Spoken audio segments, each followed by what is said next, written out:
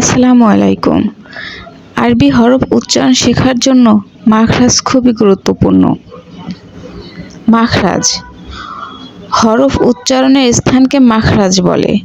আরবি হরফ ২৯টি, মাখরাজ ১৭টি। ১ নম্বর মাখরাজ, হলকের শুরু হইতে হামজা হা। ২ নম্বর মাখরাজ, হলকের মধ্যখান হইতে আইন হা। ৩ নম্বর মাখরাজ, হলকের শেষ হইতে গইন খ। ৪ নম্বর মাখরাজ, জিহ্বার গোড়া তার বরাবর উপরের তালুর সঙ্গে লাগাইয়া ২ নক্তাওয়ালা অফ। ৫ নম্বর মাখরাজ, জিহ্বার গোড়া থেকে একটু আগে বাড়িয়া তার বরাবর উপরের তালুর সঙ্গে লাগাইয়া মধ্যখান পেঁচানো কাফ। ৬ নম্বর মাখরাজ, জিহ্বার মধ্যখান তার বরাবর উপরের তালুর সঙ্গে লাগাইয়া জিম শিন ইয়া। ৭ নম্বর মাখরাজ, জিহ্বার গোড়ার কিনারা উপরের মাড়ির দাঁতের গোড়ার সঙ্গে লাগাইয়া দ্রদ। ৮ নম্বর মাখরাজ, জিহ্বার আগার কিনারা সামনের উপরের দাঁতের মাড়ির সঙ্গে লাগাইয়া লাম।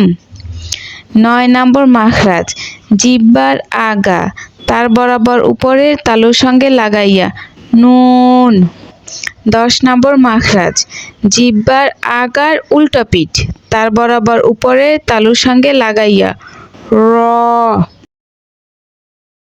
১১ নম্বর মাখরাজ, জিহ্বার আগা সামনের উপরের ২ দাঁতের গোড়ার সঙ্গে লাগাইয়া ত দাল তা।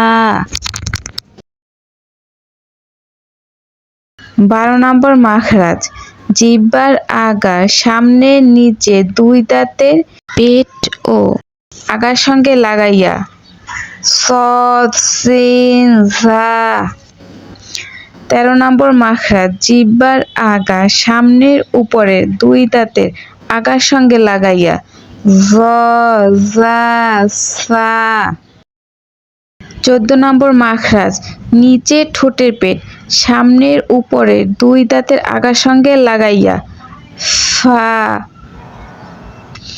১৫ নম্বর মাখরাজ, ২ ঠোঁট হইতে ওয়াও বা মিম উচ্চারিত হয়। ওয়াও ২ ঠোঁট গোল করিয়া বা ২ ঠোঁটের ভিজা অংশ হইতে। মিম ২ ঠোঁটের শুকনা অংশ হইতে উচ্চারিত হয়।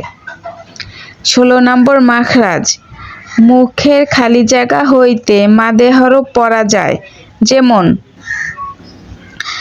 বা আলিফ জবর বা, বা ওয়াও পেশ বু, বা ইয়া জের বি,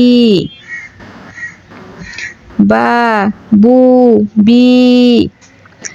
১৭ নম্বর মাখরাজ, নাকের বাসি হইতে গুন্নাহ উচ্চারিত হয়, যেমন আলিফ নুন জের ইন, নুন জবর না ইন্না। আলিফ নুন জবর আন, নুন জবর না আন্না। আইন মিম জবর আম, মিম জবর মা আম্মা। সামিম পেশ সুম, মিম জবর মা সুম্মা। যে সকল মা ও বোনেরা বা আমার ভাইয়েরা আপনারা যারা কোরআন শরীফ পড়তে পারেন না, তারা আমার পাশে থাকুন। আল্লাহর রহমতে আপনারা সবকিছু শিখতে পারবেন খুবই সহজে। আমি আপনাদেরকে খুব সহজভাবে সবকিছু বুঝিয়ে দেওয়ার চেষ্টা করব। ধন্যবাদ সবাইকে। আসসালামু আলাইকুম। সবাই সুস্থ থাকুন, ভালো থাকুন এবং কোরআন শরীফ পড়া শিখুন। আল্লাহ হাফেজ।